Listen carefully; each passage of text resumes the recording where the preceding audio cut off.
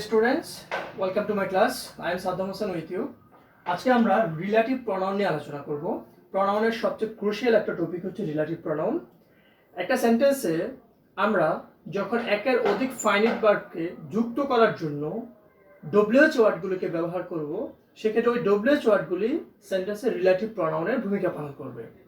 তো relative pronoun আমাদের WH ওয়ার্ডগুলি হো, হোম, হুইচ, হোয়াট, হোয়ার, হোস আর অনেক আছে। তো রিলেটিভ প্রনাউনের মধ্যে সবচেয়ে ইম্পর্ট্যান্ট এবং সবচেয়ে পরীক্ষায় সচরাচর এই চারটার ব্যবহার সবচেয়ে বেশি আছে, যার মধ্যে হো আর হোম এবং হুইচ এই তিনটা রিলেটিভ প্রনাউনে পরীক্ষায় সচরাচর আসে। তো রিলেটিভ প্রনাউনটা শুরু করার আগে রিলেটিভ প্রনাউনের সিম্পল দুইটা নিয়ম আমি তোমাদের আগে শিখিয়ে দিচ্ছি, তারপর রিলেটিভ প্রনাউনের মূল ব্যবহারে যাব।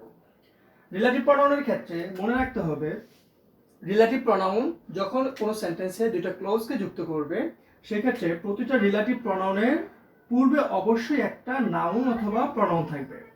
আর রুলসটা হচ্ছে, রিলেটিভ প্রনাউনের পূর্বে যে নাউন অথবা প্রনাউন থাকবে, সেই নাউন অথবা প্রনাউনের উপর ভিত্তি করে আমাকে রিলেটিভ প্রনাউনটা বসাতে হবে।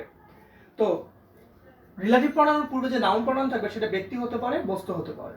রিলেটিভ প্রনাউনের পূর্বে যে নাউন প্রনাউন সেটা যদি ব্যক্তি হয়, আমরা সেক্ষেত্রে হো অথবা হোম ব্যবহার করব।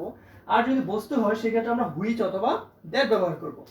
তো এখানে ব্যবহারে একটু তারতম্যতা আছে, সেটা হচ্ছে আমি যেখানে হুইচ ব্যবহার করব সেখানে চাইলে আমি দ্যাট ব্যবহার করতে পারবো, বাট যেখানে হো ব্যবহার করব সেখানে আমি চাইলেই হোম ব্যবহার করতে পারবো না। দেখো সবাই, it is I who oblique whom am is are guilty, this is the pen which I bought. দুইটা এক্সাম্পল দিয়েছি এখানে, দেখো হো অবলিক হোম, তার পূর্বে আমরা কি দেখতে পাচ্ছি, আই হচ্ছে আমার ব্যক্তি, সেজন্য আমাকে হয়তো হো অথবা হোমকে সিলেক্ট করতে হবে। ঠিক সেম ভাবে দিস ইজ দ্য পেন একটা হচ্ছে আমার বস্তু, আর বস্তুর জন্য আমরা সিম্পলি এখানে কি হুইচ ব্যবহার করলাম। এটা প্রথম নিয়ম। 2 নম্বর নিয়মটা হচ্ছে, রিলেটিভ প্রনাউনের পরে যখন সরাসরি ভার্ব বসবে, সেই ভার্বটা অবশ্যই রিলেটিভ প্রনাউনের পূর্বে, ইমিডিয়েট পূর্বে যে নাউন প্রনাউন থাকবে ঠিক তার উপর ভিত্তি করে হবে। দেখো ইট ইজ আই, আমাকে এখানে আয়ের উপর ভিত্তি করে এম ইজ আর যে কোনো একটা সিলেক্ট করতে হবে। সো আমরা জানি আয়ের সাথে কি বসবে, এম বসবে। তো আমি যদি দুইটা এক্সাম্পলকে পারফেক্টলি সলিউশন করতে যাই, আমি পাচ্ছি it is I who oblique whom am guilty, this is the pen which I bought. সবার কনফিউশন হয় এখানে কি হো বসবে না হোম বসবে, এবং আমাদের আজকে আলোচ্য বিষয় হো কোথায় বসে আর হোম কোথায় বসে। তো প্রথমে একটা আমি নিয়ম বলে রাখি, সেটা হচ্ছে হো সাবজেক্ট হিসাবে একটা সেন্টেন্সে বসে, এবং যখন কোনো সেন্টেন্সে সরাসরি ভার্ব থাকবে আমরা সিম্পলি ওই ক্ষেত্রে হোকে ব্যবহার করব। সো যেহেতু আমার এখানে সরাসরি ভার্ব আছে, সো আমরা এখানে হোমকে ডিলিট করে হোকে সিলেক্ট করে নিলাম।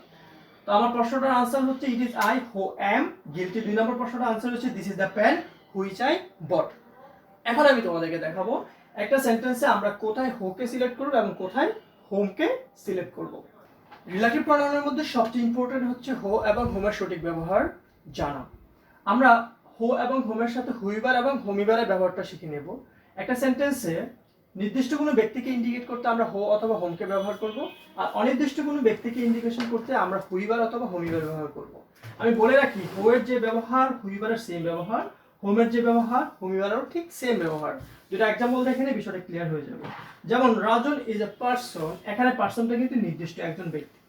সো আমরা চাইলে এখানে হো অথবা হোম যে কোনো একটা সিলেক্ট করলে হয়ে যায়। বাট আমি নিচে যে এক্সাম্পলটা দিলাম, provide the gift to dash will win the game, simply আমার এখানে কিন্তু কোনো নির্দিষ্টতা নেই আসলে কাকে আমি গিফটটা দিব। সো আমরা একটু আগে জেনেছিলাম যে সরাসরি যদি ভার্ব থাকে সেক্ষেত্রে আমরা নিঃসন্দেহে হোকে ব্যবহার করব। বাট আমার যদি নির্দিষ্টতা থাকতো তাহলে আমি ওখানে হু আনসার করলে হয়ে যেত, কিন্তু নির্দিষ্ট কোনো ব্যক্তি যেহেতু এখানে নাই, আমরা হু এর পরিবর্তে হুইবার ব্যবহার করবো, তাহলে আমার সেন্টেন্সটা পরিপূর্ণ হয়ে যাচ্ছে। আচ্ছা, সরাসরি যদি হচ্ছে হু আর হোমের পরে সরাসরি ভার্ব না থেকে যদি সাবজেক্ট থাকে, তাহলে আমরা কি করব, এই জন্য আমরা হু আর হোমের ব্যবহারকে দুইটা স্টেপে শিখব। স্টেপ 1টা হচ্ছে, হো আর হোমের পরে যদি সরাসরি সাবজেক্ট থাকে, তাহলে আমরা দেখব হো আর হোমের পূর্বে কি আছে। হো আর হোমের পূর্বে যদি সাবজেক্ট এবং ভার্ব থাকে, মানে কোনো ক্লোজ থাকে, সেক্ষেত্রে আমরা হো আর হোমের পরে কয়টা সাবজেক্ট এবং কয়টা ভার্ব আছে সেটা একটু গুনবো। যদি সাবজেক্ট এবং ভার্ব সমপরিমাণ পাই তাহলে আমরা হোমকে ব্যবহার করব, সাবজেক্ট এবং ভার্ব যদি অসমান হয় তাহলে আমরা হোকে ব্যবহার করব। দেখেন একটু, Rajan is a person who oblique whom I know, আমরা দেখতে পাচ্ছি হু অবলিক হোমের পরে সাবজেক্ট আছে, আমার সূত্র অনুসারে যদি সাবজেক্ট থাকে আমি তার পূর্বে একটু তাকাবো, পূর্বে যদি দেখি সাবজেক্ট এবং ভার্ব থাকে মানে একটা ক্লজ থাকে, সো আমি স্টেপ 1 অনুসারে সলিউশন করব। আর স্টেপ 1 অনুসারে সলিউশন করার উপায় হচ্ছে হু আর হোমের পরে আমি সাবজেক্ট এবং ভার্ব গুনবো।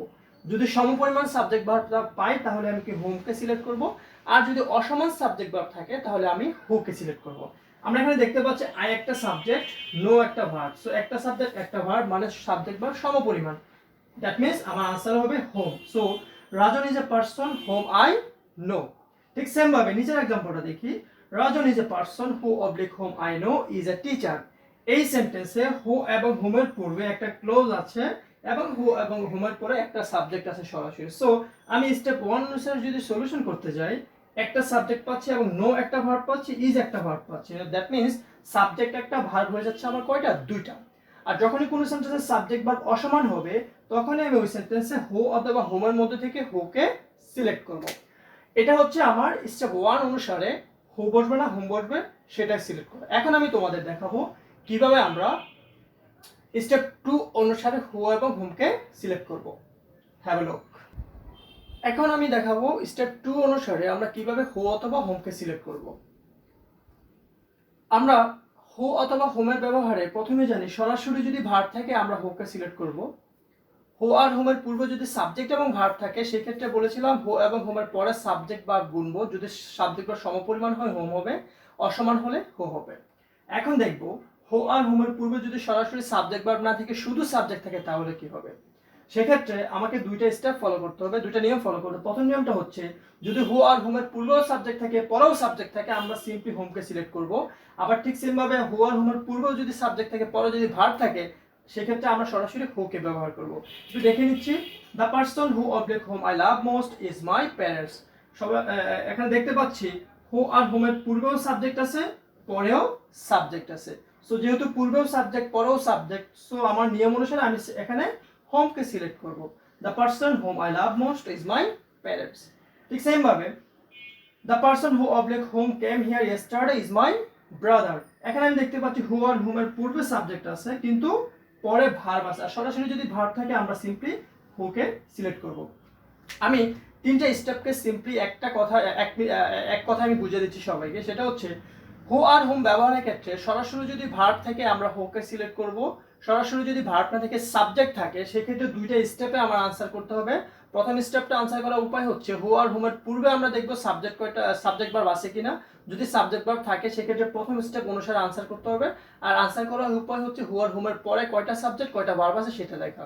যদি দেখে সাবজেক্ট ভার্ব সমান আছে তাহলে হোম হবে, আর সাবজেক্ট ভার্ব অসমান হলে হো হবে।